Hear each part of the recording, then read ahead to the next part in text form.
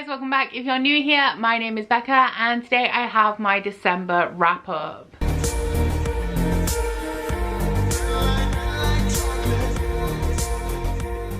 So first off, Happy New Year. I hope it's a good one for all of us. And before I get into churning out all of that good end of year content, like my worst books and best books, which is coming very soon, I first have to wrap up my reading for December. This December is actually the best December I've had in terms of how much I've read in at least the last 3 years, which is as far back as I've been tracking like extensively what I read and all of that stuff. And if you guys have been following me recently, you will know that all I wanted from December was one more 5-star read because I was struggling a little bit. Spoiler alert, I had a couple, which you will see when we go through the stats, and also of course when I get into talking about the books that I read in December. But before we get started with all of that, I would like to introduce you guys to the sponsor of today's video, which is once again the wonderful Book of the Month. So if you guys are unfamiliar with Book of the Month, they are a US only book subscription that bring you guys a curated selection of hardbacks, brand new releases every single month for a price cheaper than the regular retail price. Now if you guys do want to check out Book of the Month for yourself, you can click on the link right at the top of my description box and use the code Becca to get your very first Book of the Month for $9.99. So that is a brand new hardback release for $9.99. Book of the Month's monthly selections do cover a range of genres. My personal favorite genres from Book of the Month are the romance and the thriller picks. Romance because, as you guys know, over the last few years I've been dipping my toes into romance more and more, but the subgenre that I've only really got into over the last year or so, which is interesting because it's the most popular, is contemporary adult romance. So I love that Book of the Month always have a contemporary adult romance pick on there. I've heard great reviews about Book of the Month romance picks, and the ones that I've read I really enjoyed. So the contemporary romance pick for January is Love and Other Disasters by Anita Kelly. This one is a queer romance surrounding a cooking competition, which honestly I'm excited for all of those Bake Off vibes. Another Book of the Month category that they tend to do every single month is another one that I always hear great things about, and that is their thriller or like mystery picks. And the January thriller pick is Reckless Girls by Rachel Hawkins. This one follows a group of 20-somethings who go to this remote tropical island looking for like a really relaxing beach holiday, but very quickly things start to go horribly wrong as they start to feel like the island is closing in on them and some strange things start to happen. For their contemporary fiction pick this month, they have Black Cake by Charlene Wilkerson. This one follows two siblings who have just lost their mother and they come together and start to reconcile their differences. They also have Fiona and Jane by Jean Chen Ho. This one is a collection of interwoven short stories following two girls who are friends, and it is about the difficulties of their friendship, and it's also like a coming of age story. And for historical fiction this month, they have The Magnolia Palace by Fiona Davis. This one is set in the early 1900s in New York, and it follows a young woman who goes to work for the infamous Frick family. This one is supposed to have a slow build. I'm not a fan of historical fiction, but I'm intrigued because the synopsis doesn't really give much away. And if none of the January selections have taken your fancy, Book of the Month do also have an extensive collection of add-ons that they add to every single month, and if you are a first-time subscriber, you can choose one of these as your Book of the Month for your first month, and then of course in later months you can add these to your Book of the Month for a discounted price. But one of their new add-ons is The Maid by Nita Prose, which is a mystery following a woman called Molly Gray who is trying to solve a murder at her hotel before anybody tries to pin it on her. So once again, we have a great selection of books for January from Book of the Month, so if any of these sound interesting, you want to check out all of the other things like the add-ons or the extensive backlist that Book of the Month has to offer, please don't hesitate to click on that link at the top of my description box and enter the code Becca at checkout to get your very first Book of the Month for $9.99. And of course, a big thank you to Book of the Month for sponsoring this video. So getting into my stats for December, I read a total of 3,449 pages across 7 books, breaking down to an average of 111 pages per day, which is decent for me recently over the last few months. For the star ratings, I had 2 3-star books, 3 4-star books, and 2 5-star books, breaking down to an average of 4 stars per book, which again is really high. My average is normally around 3.6, 3.7. For the demographics, I read 3 young adult books and 4 adult. For the formats, I read 5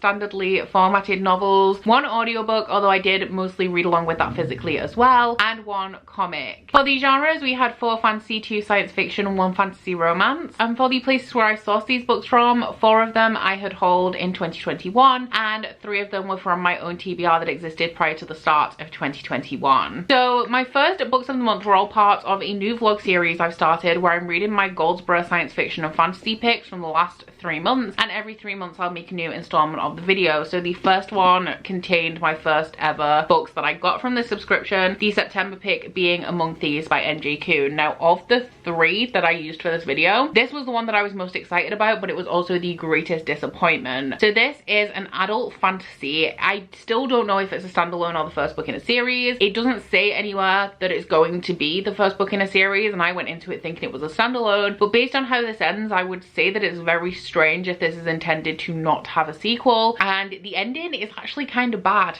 if you're reading this as a standalone, because there's a lot of things that it just leaves open. But this one is an adult fantasy following a girl called the Butcher of Carrowick, and she works for a crime lord of this gang called the Saints. Now it's very clear from the beginning of this that the main character is running away from something, and she is working as this mercenary assassin type figure to fly under the radar and hopefully eventually earn her freedom. So when the opportunity comes along for her to take on this impossible job, she jumps at the chance, but she can't do it alone, so she enlists a few of the Saints to help her out, including a smuggling captain, a nobleman's son with quick fingers, and a master of disguises. Now I gave this 3 stars. In hindsight, maybe more of like a 2.5. There were elements of this that I really liked. I liked the characters in here, although they weren't extremely developed. My main issue with this is that it's this big, and I think it tried to do too much within the framework of this. It's a high story, but it's really fast paced, and it tries to build found family elements. It tries to deliver things like shocking twists and betrayals, because these are all criminals that we're following, and though they all have their own backstories, which is another thing that I love about it, because all of these characters have something in their background or something that they're working towards, and a lot of those things are just left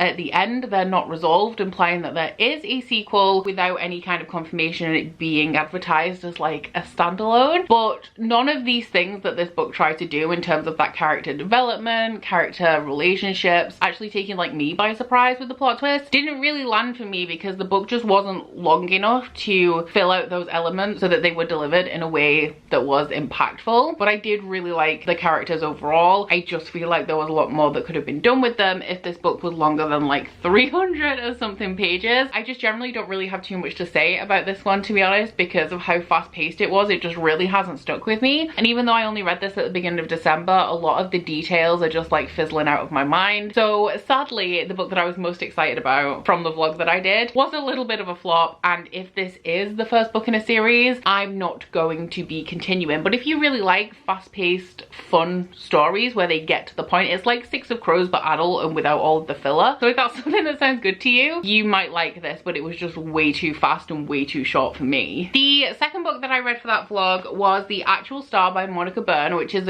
it's the kind of book that I don't typically read, but I did really enjoy it. I gave it 4 stars. This one is difficult to explain, so I'm going to try and be brief, but it is an adult sci-fi story that deals with reincarnation across 3 different time periods. There are reincarnations in between, assumedly, but we follow them across these 3 different time periods, 1,000 years apart. So in the earliest time period, we are looking at an ancient Mayan kingdom and the royalty of this kingdom. And this is set around the time where the Maya people were thought to have disappeared, even though they didn't disappear. It's just their civilization and their way of life and all of these like big cities that they built kind of stopped existing. So it's thought that the Maya disappeared. They didn't. There's Maya people still around. It's just they drastically changed the way that they lived their life, and historians can't exactly pinpoint why. So in that timeline, we are following 3 main characters, 2 of which are twins and 1 of which is their youngest sister. In the middle timeline, we are set in 2012, which, if you guys remember, is when the Mayan calendar said the world was going to end. And once again, in that timeline, we are following a set of twins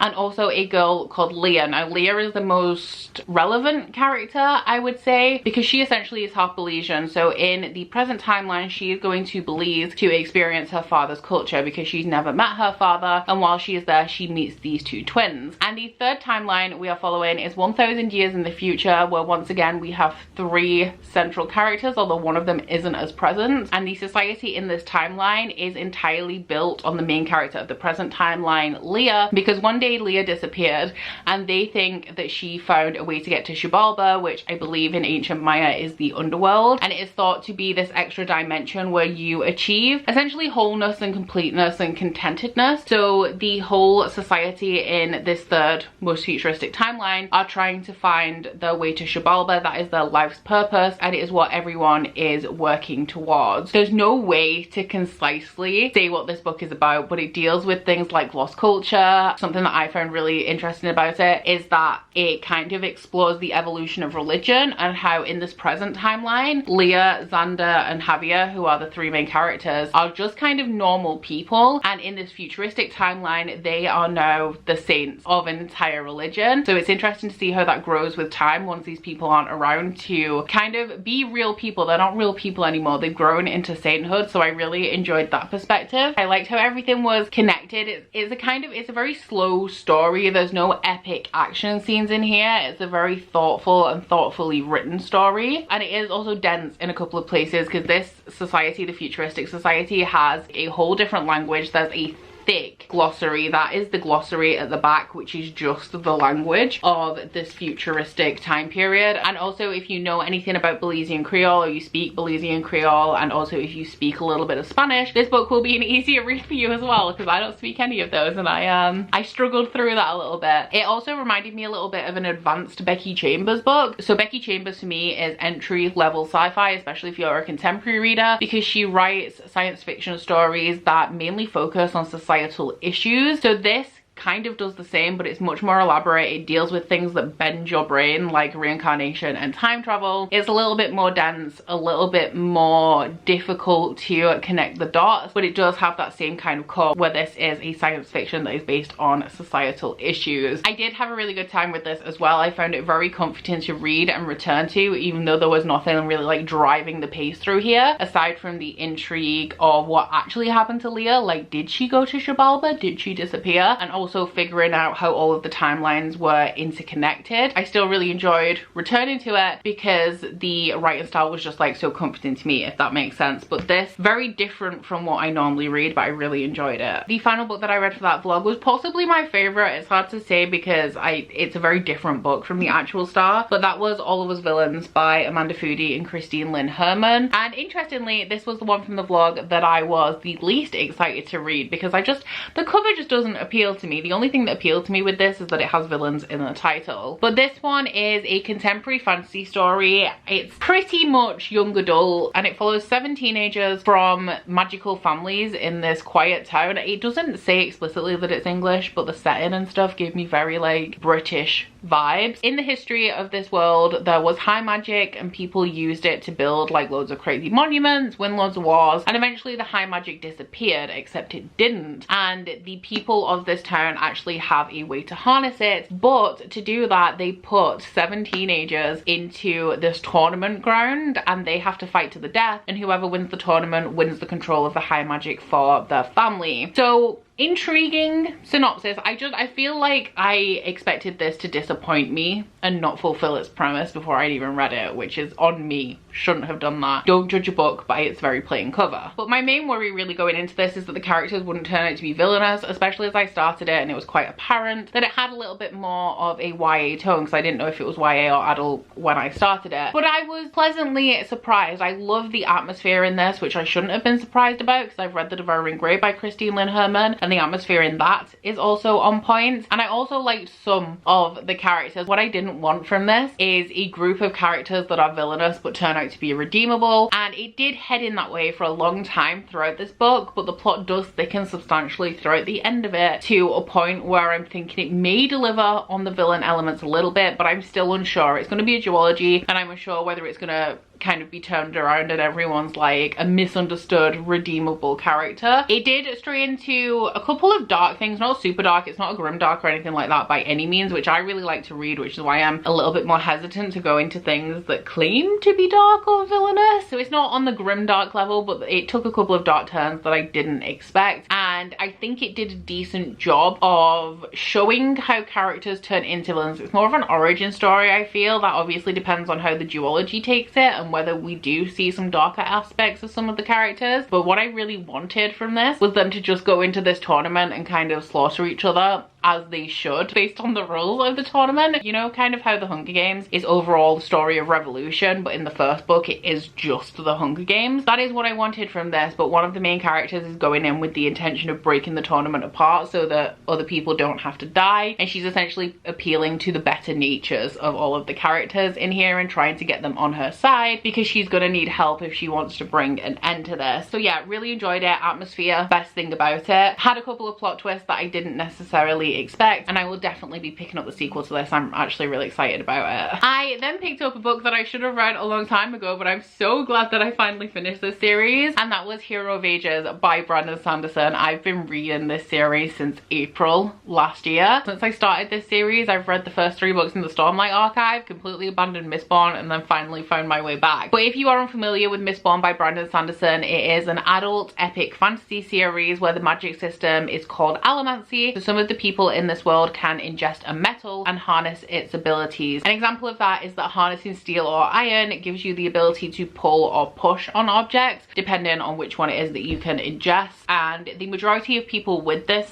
ability can only harness the ability of one metal, but if you are a Mistborn, you can harness all of the metals. So the plot is that this guy called Kelsier is trying to overthrow the Dark Lord, who is the ruler of the final empire, as 1000 years ago it was prophesied that this great hero would come and do this thing, and instead of the hero doing this thing, he was thwarted and the Dark Lord won and has been in control ever since. So Kelsier is aiming to overthrow him with the help of a group of skilled allomancers that he puts together. The first book is a heist plotline, but the second 2 books are not. There is like a greater plot where everyone's like dealing with the consequences of what happens in book 1, and I was told multiple times by multiple people before I started this that this is the best ending to a series that a lot of people have read, and you know, I gave it 5 stars. I wasn't disappointed. It's not my favorite book in the series though, surprisingly. I still really like the Final Empire, and I do think it's because I really liked the heist plotline in that one, whereas the later 2 books, I want to say there's more of like a typical epic fantasy series goal in mind. So the plot doesn't follow loads of other epic fantasies exactly, but it has a very similar goal to a lot of epic fantasy that I've read, and I just generally much prefer the heist. But the ending of this was really well done. It hurt a little bit. I wasn't as devastated as I expected to be because of how much I love this series and love the characters in here, but it did hurt me, and it was a very good end to the series, especially as this is just the end of the first era, and the second era I think is set 300 years after the events of this book. But based on all of the stuff that happened in here, I feel like the next series is going to be very different from this one, and I'm really intrigued because it's going to feel very different from the first Mistborn trilogy. This is another series that has a great atmosphere. I love the action scenes in here, which is unlike me, but Brandon Sanderson, especially in this series, writes really cinematic fight scenes with how the magic system is utilized, and I really love that. I also love the majority of the characters. Like, Brandon Sanderson does really great character work, and once again I just love his plots and the way that he does like plot twists. I will say that I didn't find them as impactful in this one. Like, I wasn't as taken by surprise by the plot twist in this book, and I don't know if it's because it's the same story told in 2 different ways. So at the beginning of every chapter you have kind of like a scholarly account of this book that's obviously been written from the future, and you have the events actually happening from the perspectives of the characters. So I know now that Brandon Sanderson is a master of misdirection, but his plotting is really good. So once you have a plot reveal, you can see where he's plotted it back like hundreds of pages. So I kind of feel like I'm getting used to what I need to pay attention to when I'm reading his books. So I did pick up on a couple of the clues that he was laying, especially in that scholarly account. Some things did still take me by surprise, but I also think, seeing as I've read the Stormlight Archive, which is a lot more intricate, a lot more complex, I mean each book is like 1,000 pages, his writing has improved, and so I've seen him do plotting and do everything just a little bit better in the Stormlight Archive. So this one didn't take me quite as much by surprise, but I did still love it, and I'm really excited to get into Mistborn Era 2 now, especially as well the books are a lot shorter, so I'm probably not going to drag my feet on them as much as I have been dragging my feet with its chunky installments. My second 5-star of the month is going to be on my best books of the year video. I think I haven't had a great reading year this year. It doesn't take much to get on my best books this year. I need to go through and figure out what they actually are, because at the minute I can only think of like 4. But that one was Olympus by Rachel Smith. 5 stars, loved it. absolutely obsessed.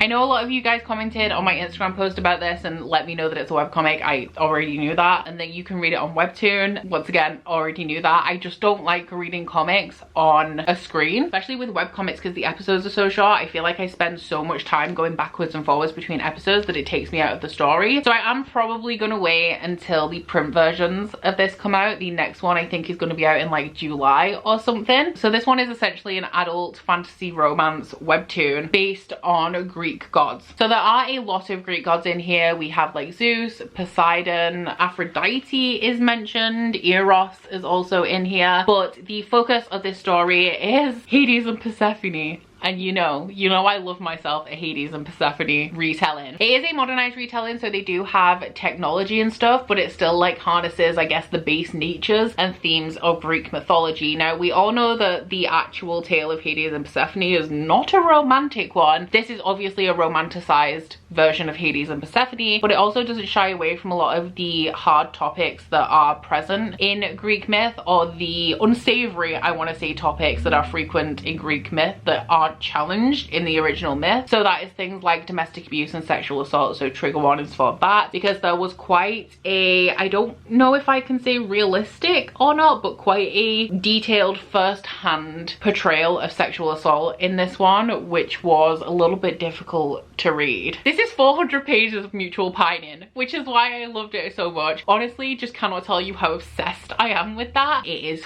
funny, it is done so well. The art is absolutely stunning. In here, I'm picky about art styles and I'm obsessed. So yeah, if you like my fantasy romance recommendations, if you agree with me on my fantasy romance taste, Olympus, like, you just gotta read it. It's so good. I then read These Broken Stars by Amy Kaufman and Megan Spooner. This was a very hyped young adult sci-fi from like circa 2015, and I was intrigued by this one. This has been on my Goodreads TBR the entire time that I've had Goodreads, so since like 2014. So I'm really glad that I finally read it. This was one of my Inner Circle Patreon picks from Megan, so thank you very much for pushing me to finally pick this one up. I like how the green of her dress just like blends into my jumper. Kind of wish I was against one of the navy walls then, because then it'd be like a perfect gradient, but I digress. So I was familiar with Amy Kaufman already because I've read and loved the Illuminate files. I've also read the first 2 books of the Aurora cycle, really enjoy that as well, but I've only read her work when she's writing with Jay Kristoff, so I didn't really know what to expect from this. But this one follows 2 teenagers called Tava and Lilac, which have got some interesting names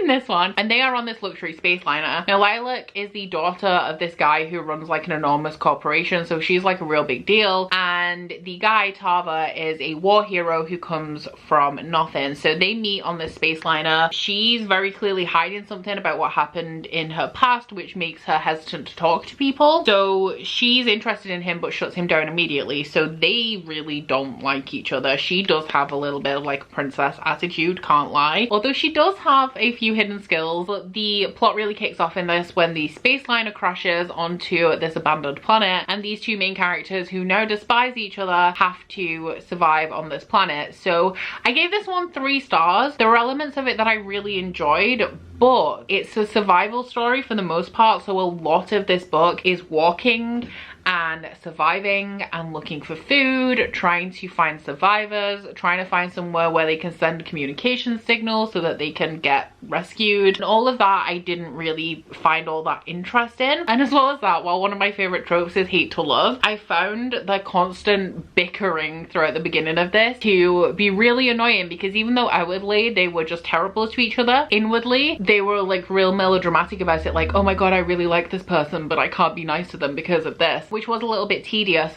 But I really like how the story came together at the end. I'm a sucker for a romance in a book, and I personally think that this was decently done. I was rooting for it. By the time we got to the end, the characters grew on me. I mean, really interested actually to see where the greater plot of this series goes though, because like Illuminate, this one skips through characters and there's going to be a new couple in every installment of this series, which in Illuminate I didn't mind it so much, but because it took me so long to warm to these characters in this one, I'm not sure how I feel about that. And while there's some inklings of a larger plot in this towards the end, I'm interested to see how that's going to link up to a wider plot when we bring more and more characters in and we're reading more isolated stories from them, even though these two main characters are still going to be relevant and make appearances throughout the series, I assume. So yeah, probably would have been 4 stars if it wasn't such a drag right in the middle, but overall I did enjoy it, so I will be continuing.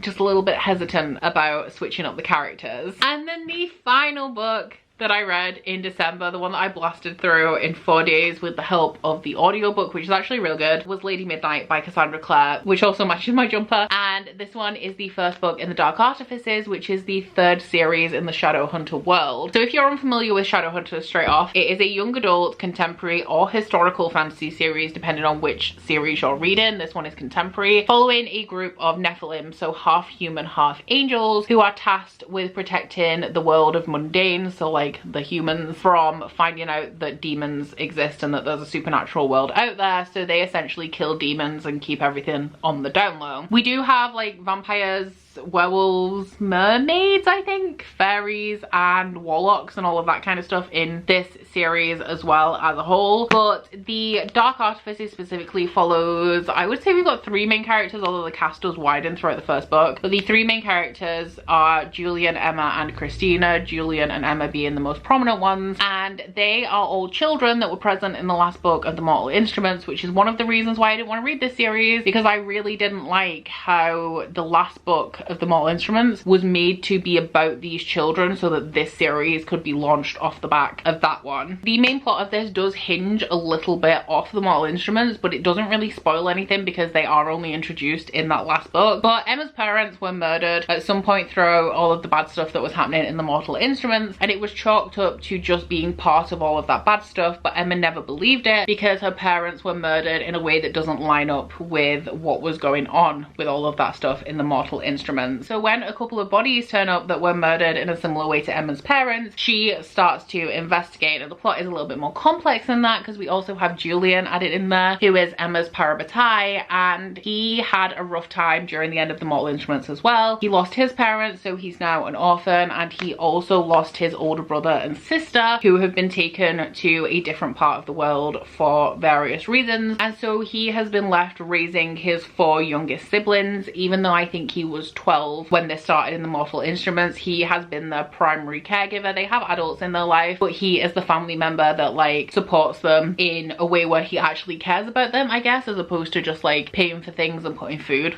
on the table. So there's a lot of elements that are going into this plot, but the basic one is that Emma is trying to figure out like what actually happened to her parents. Of course, because it's Cassandra Clare, we also have a heavily romantic plot line in here between Julian and Emma, who are parabatai, which is where we encounter my second problem with Cassandra Clare, and that it's that all of her romantic relationships, aside from the Infernal Devices, are incest adjacent essentially. And we already know that the Mortal Instruments was Ron and Ginny fanfic to start off with, which gives me like major ick. Then we have all of the Mortal Instruments stuff, which once again, interesting choice for a forbidden romance element and a plot twist, but I can write it off once, you know. Once is fine. But then we get into a short story that I've read between a character and her step-cousin. The fact that she tweeted that she ships Stefan and Damon from the Vampire Diaries together. And parabatai, if you don't know what they are essentially 2 shadow hunters that form a very close platonic bond. Kind of like brotherhood, you know, like the person that you are so close to, your best friend in all the world, that you would take a bullet for them. But it's not a romantic bond, and it is expressly forbidden in this world for that bond to turn romantic. But the strength of the bond is likened to marriage, in that that is the level of commitment and level of connection that you're supposed to feel with this other person. Julian and Emma, it says like right at the top that they have feelings for each other,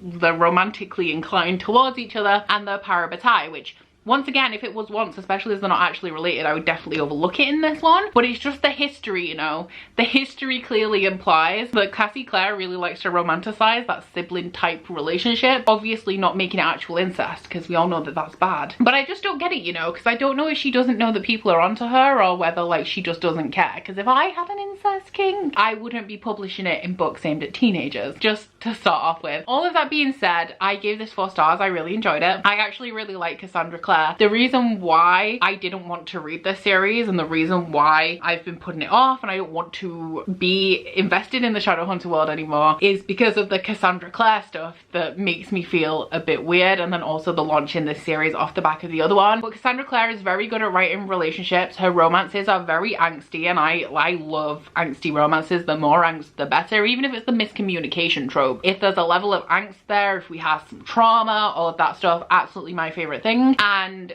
she definitely delivers a compelling romance. I just keep trying to have to forget all of that like shady other stuff going on, which is what essentially dampened this to me a little bit. But she also has like decent plots. The books are fast paced and easy to digest, but because the universe is so vast, like you have added levels of complexity. Like there's something revealed towards the end of this which connects to the Shadowhunter universe as a whole, as opposed to the plot of investigating the murders in this book, which I'm really interested to see how that develops. She's really great at writing characters that you root for and that you care about. She's good at writing like the life or death situations with high emotion because you care about these characters. Love the Warlocks. The Warlocks in this world are my favorite, like Magnus Bane, I love you, and Malcolm in here as well. For the most part, I really enjoyed. So yeah, she writes really good books, very enjoyable books, I want to say, that are real easy to digest, real fun, and have you feeling things. So I do like those books, and this is the thing as well, because I've mentioned this in my vlog as well, which will be published a little bit later after this. I feel like people are going to argue with me on this one, and I'm not interested in arguing. There's a lot of like big Cassandra Clare fans out there. I really like her books. I think her books are very good, but I think there's a little bit of a pattern here that I never really see anybody addressing in terms of it being a pattern, aside from just like the shady kind of way that it started with the Ron and Ginny fanfic, which literally makes me nauseous. You can enjoy her books and also address the fact that that's a little bit weird, which is essentially what I'm saying here. But yeah, 4 stars. Will definitely be continuing with this series. I'm a very picky audiobook listener, and I really enjoyed the audiobook for this. So if you are a fan of audiobooks, the Lady Midnight one is a real good one. The sequels are narrated by James Masters, who plays Spike in Buffy, which is why I wanted to listen to the audio of this, because I struggle to listen to sequels in audio if I've read the first book physically. So I just went straight in with Lady Midnight, even though this one has a different narrator, and I'm really excited to get to the ones narrated by James Masters. And I'm somebody who can't listen to fantasy in audio only. I have to read along, and I did read along with most of this, but the pace started to dip a little bit in the middle, so I went audio only and I had no problem understanding it, because like I said, real easy to digest. It is contemporary fantasy, so there's a lot of real world stuff in here. It doesn't have like super dense complex magic systems or anything, and was just all around a good time. So I don't know when I'm going to continue this series, because I've listened to the audio of the first one. I may just stick the audio on occasionally and read it that way, but I will definitely be continuing. Congrats guys, you've made me Shadowhunter trash again. This is not what I needed in 2022. So there you have it. Those are all of the books that I read in December, the last month of 2021. I didn't have a great reading year overall in terms of quality in 2021, which is the main thing that I'm going to try and rectify in 2022, but I do have a whole ton of videos coming, like my goals and stuff, which will let you know my direction for 2022, and also all of the videos like best books, worst books that recap the year. So please do keep an eye out for that if you guys are interested. And down in the comments, please let me know what you guys read this month. What was your favorite book of December? And also let me know on your thoughts on any of the books that I have mentioned in this video. Before I wrap this up, once again, a huge thank you to Book of the Month for sponsoring this video. And once again, if you would like to check out Book of the Month, please don't hesitate to click on that link at the top of my description box and enter code Becca at checkout to get your first Book of the Month book for $9.99. But aside from that guys, please don't forget to like this video if you liked it, and subscribe if you wanna. If you head to my description box, you'll find a link to my Goodreads, Instagram and Twitter if you'd like to follow me on any of those, as well as a link to my Bookish Candle website, the Instagram and Etsy for that, and a 10% off discount code. So that's it from me today guys. Bye! Oh, you bite your friend like chocolate.